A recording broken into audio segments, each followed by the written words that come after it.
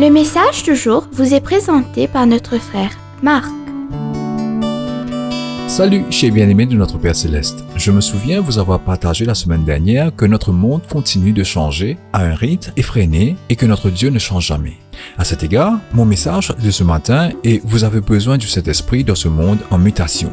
Bien-aimés, certaines personnes ont été sauvées pendant un certain nombre d'années, certains peut-être un an et d'autres seulement quelques mois ou quelques semaines. Être sauvé du péché est merveilleux. Les choses anciennes disparaissent et toutes choses deviennent nouvelles. Je suis tellement content que vous êtes sauvés. Mais bien aimés, pour être un bon soldat au service de notre Seigneur Jésus-Christ, il ne suffit pas d'être sauvé. Et il y a bien plus pour vous. Vous devez être baptisé du Saint-Esprit. À l'époque de Paul, certains croyants ne savaient même pas qu'il y avait un Saint-Esprit. Il leur dit, « Avez-vous reçu le Saint-Esprit depuis que vous avez cru ?» Et ils lui dirent, « Nous n'avons pas entendu s'il y avait le Saint-Esprit. » Actes, chapitre 19, verset 2. Ces personnes ont été sauvées, mais il est clair qu'elles n'ont pas été remplies ou baptisées du Saint-Esprit. Bien-aimés, je crois que nous sommes sauvés par la puissance et le ministère du Saint-Esprit. Mais l'Écriture nous dit qu'en plus de cela, il y a aussi un baptême, un remplissage, un possédant, le Saint-Esprit en nous.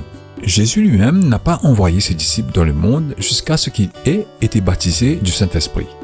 Ses disciples avaient certainement des cœurs purs. Ils avaient la foi pour guérir les malades, chasser les démons. Ils avaient la parole du Seigneur et avaient déjà prêché Christ et fait des convertis.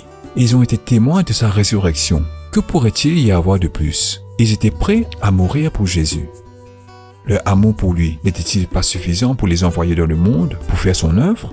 Bien-aimés, rien de tout cela ne suffisait de toute évidence. Il y avait plus. Mais vous recevrez une puissance après que le Saint-Esprit sera venu sur vous. Et vous serez mes témoins à Jérusalem, dans toute la Judée, à Samarie et jusqu'à l'extrémité de la terre. Actes des Apôtres, chapitre 1, verset 8. Oui, mes chers, nous avons tous besoin du Saint-Esprit dans nos vies. Nous continuerons demain. Que Dieu nous bénisse tous. Profitez de votre journée en lui. Au revoir.